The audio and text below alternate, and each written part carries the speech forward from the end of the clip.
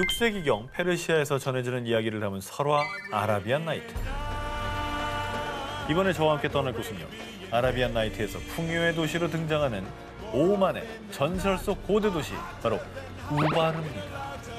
전설에 따르면요. 우바르는 당시 금만큼 가치가 컸던 약재이자 향료인 유향의 교역으로 화려하게 번성하면서 일명 환상의 도시로 불렸습니다.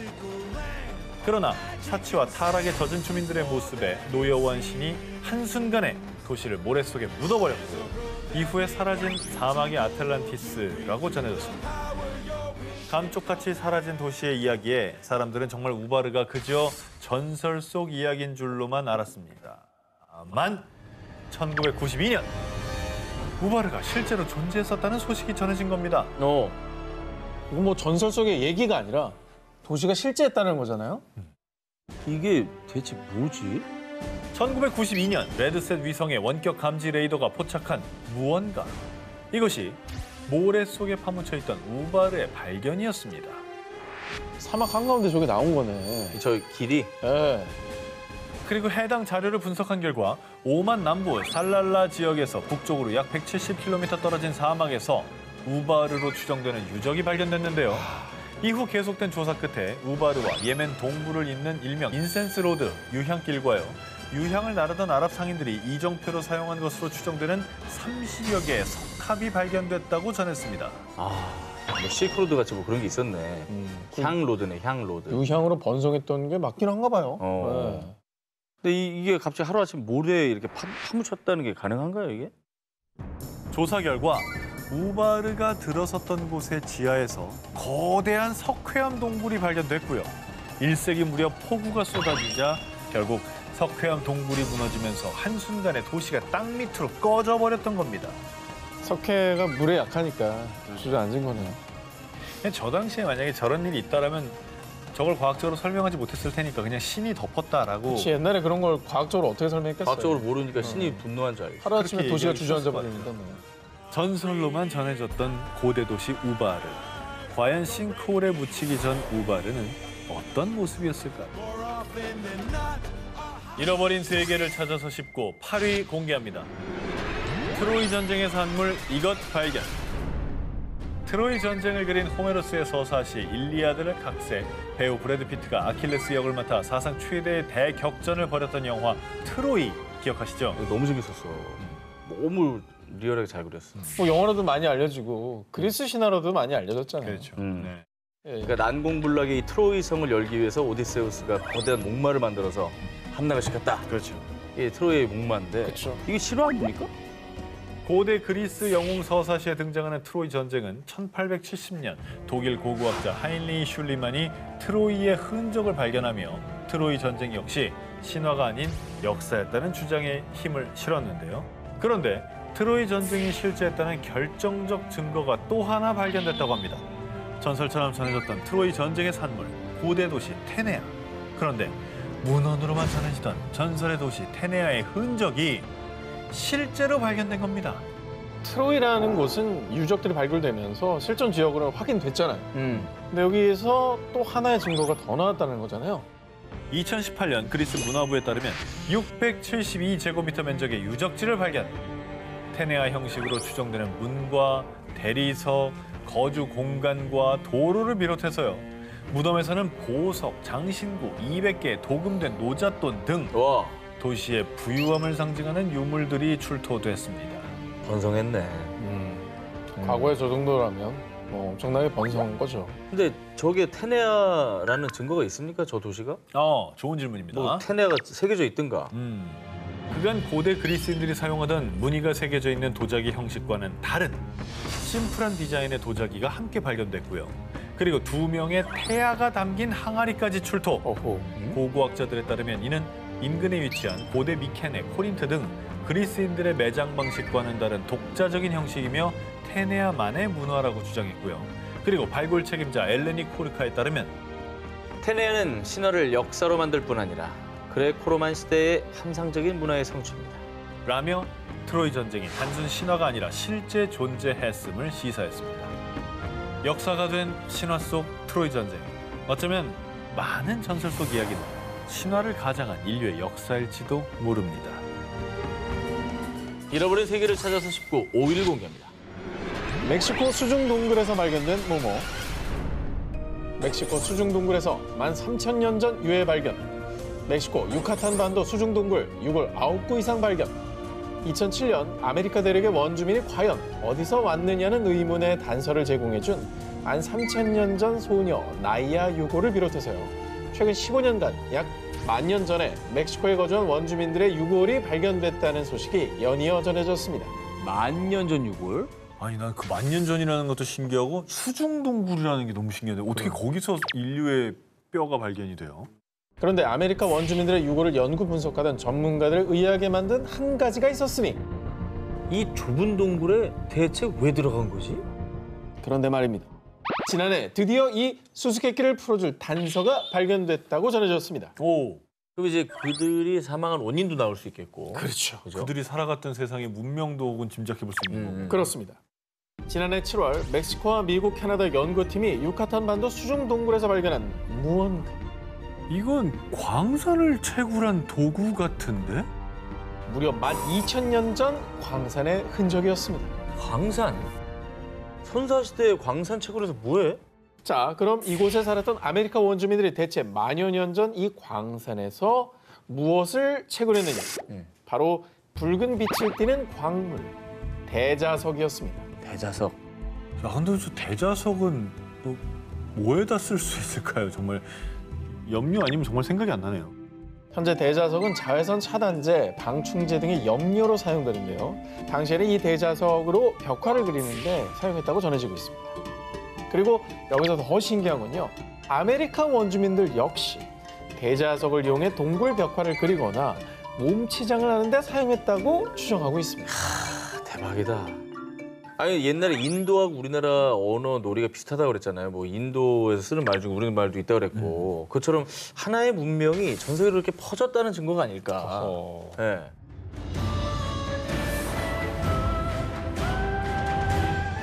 잃어버린 세계를 찾아서 19, 4위 공개합니다. 연못 아래 잠든 2000년의 비밀.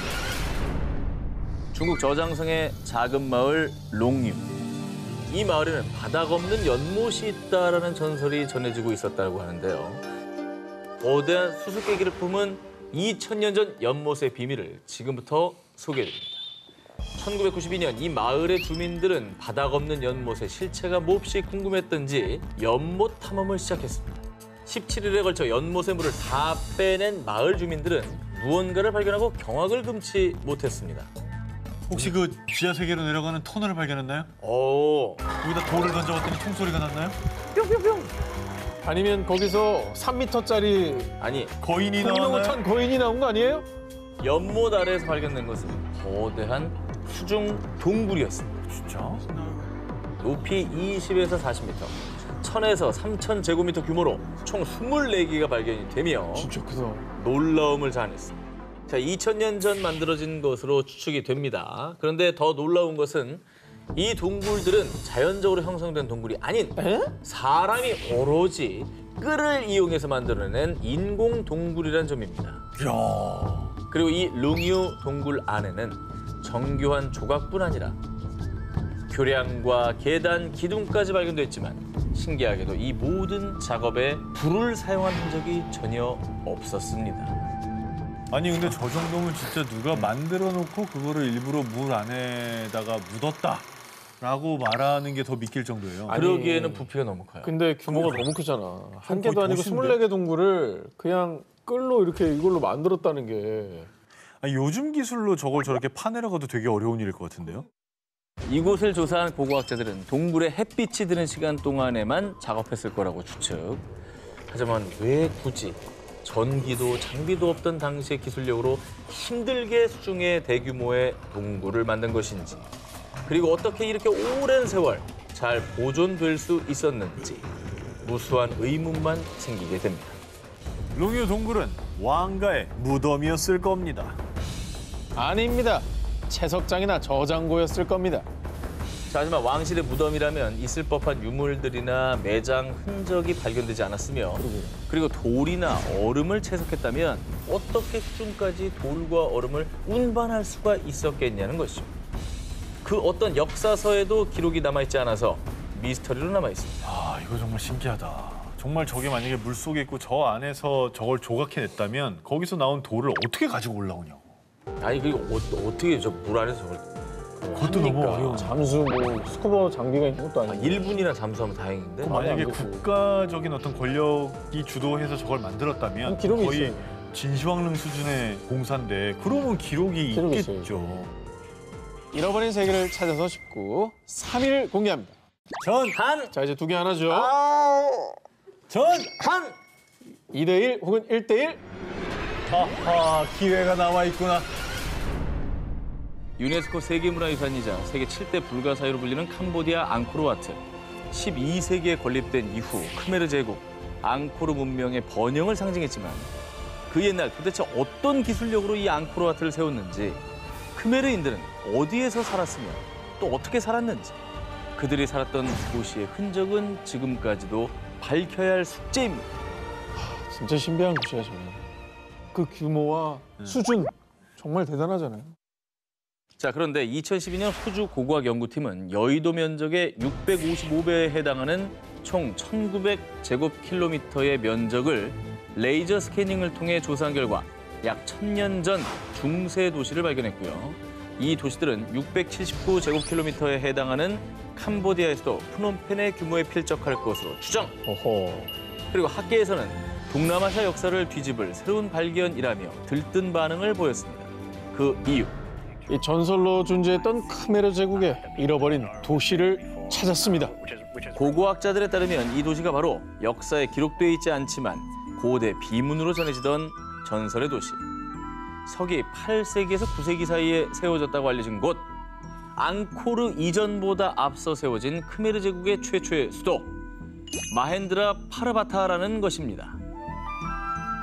그러니까 크메르 제국의 앙코르보다 앞선 대도시가 있었다는 거네요. 그렇죠.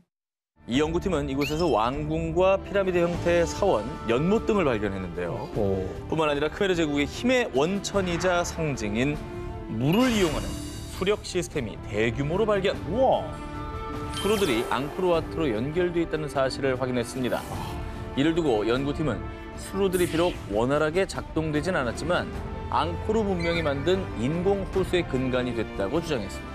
뿐만 아니라 무려 1000년도 전에 세워진 도시지만 구조물들이 규칙적인 너비의 격자무늬 배열로 정교하게 세워진 도시임이 밝혀졌는데요.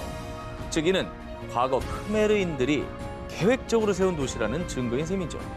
그리고 이 같은 발견은 미지의 문명이었던 크메르 제국이 그간 학자들의 예상보다 더 오래전부터 발달한 기술을 갖고 있었다는 점, 제국의 번영과 그 규모가 방대했다는 것을 뒷받침해주고 있는 것입니다. 세계 어디에서든 물을 다스리는 건 권력의 상징이라 크메르 제국이 그 정도의 권력을 유지하거나 네. 혹은 증명할 수 있는 정도의 힘이 있었다는 얘기네요. 그 여러 가지 것들이 인프라가 없었을 텐데 수로와 앙코르 같은 사원들을 다 만든 거죠. 대단하죠. 그 연구를 통해 조금 이런 의문들이 밝혀졌으면 좋겠네요.